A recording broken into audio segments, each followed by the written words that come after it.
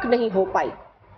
جو پاکستان کی جڑیں ہلائی گئیں ایک منتخب، ایک عوامی پرائم منسٹر کو ڈکٹیٹر کی غیر جمہوری سوچ نے، اس کے غیر جمہوری ایکشن نے جس طریقے سے ہٹایا، ان کی حکومت کا تختہ الٹا، اسے اریسٹ کیا، آج تک اس ایکشن کی بھرپائی نہیں ہوئی.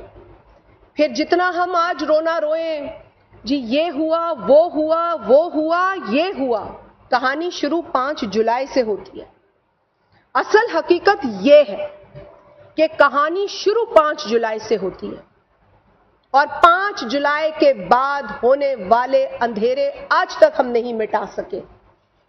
اور اسی لیے بہت ضروری ہے کہ آنریبل سپریم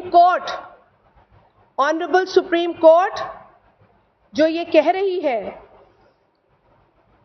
کہ شفاف ٹرائل کے بغیر معصوم شخص کو پھانسی چڑھایا گیا، یہ آنریبل سپریم کورٹ نے کہا ہے.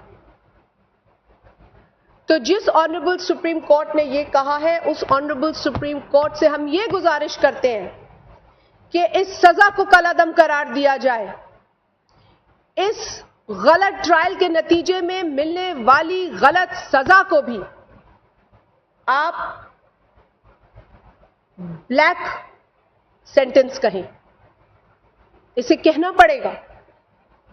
یہ چاہتا ہے ہر جمہوری کارکن، پاکستان پیپلز پارٹی کے کارکنان سے لے کے جو ہمارے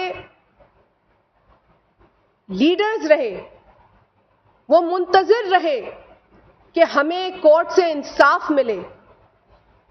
بیگم نصرت بھٹو صاحبہ، ان کی تکلیف، ان کی جو ان کی چیخو پکار تھی انصاف کے لیے، اور پھر شہید محترمہ بے نظیر بھٹو صاحبہ، اور پھر صدر آصف علی زرداری صاحب نے یہ ریفرنس بھیجا.